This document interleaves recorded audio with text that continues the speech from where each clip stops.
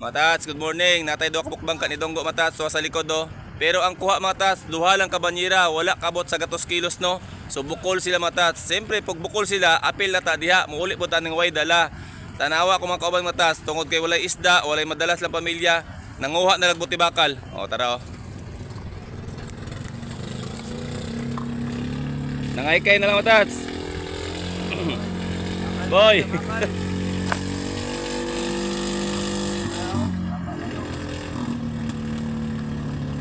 Bakal lang ta, para natin palit tambal sa tungugangan, kawala yung buwa. Ay nagtambal na sa vlog. Okay Matats, wajib madala ni. Nanguha na sa may basurahan Matats. Mga putol-putol. Kay pertin pagkanhita sa tong panagat karon. Grabe. Pulo ka adlaw Matats. Imagine ni man pulo ka adlaw makuha lang kag duha ka banyera. Pertin tagahanas pukot ana, taas kag ilagak niya.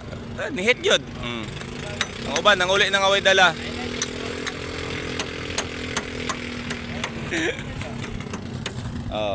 Mao ni kinabuhi sa libor Matats. Lisod po kay muulit ta sa balay wa tay madala no.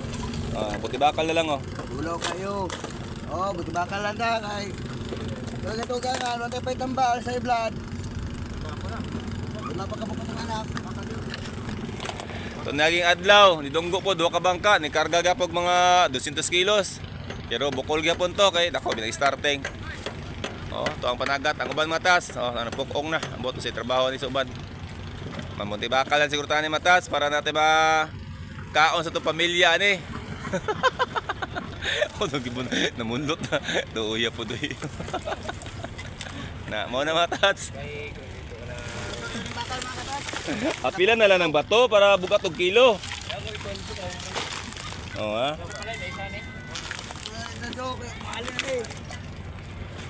Datong dagat to, mingaw kayo. Pagkanhita sa to panagat karon. Among kauban Matats, na ipasi na, inahinay nagbaktas, gikan diri pa doon sa balay. Balo siya good. Nagligad nga mga adlaw maurog gihapon. Kana mga bangka nga naa dira, nagiadlaw pa ng Donggo ang uban na karon, pero ginagmay re kuha lagi pagkanhita. Kusog daw ang sulog. Nandiri lang sa aming Matats, magtigom yan ng mga bakal diri.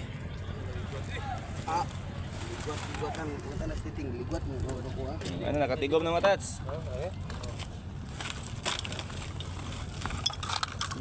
Boy, ka ng lata boy, dili pwede boy? Dili pwede ng lata? Dahil nag-presyo. Alay presyo no? Na.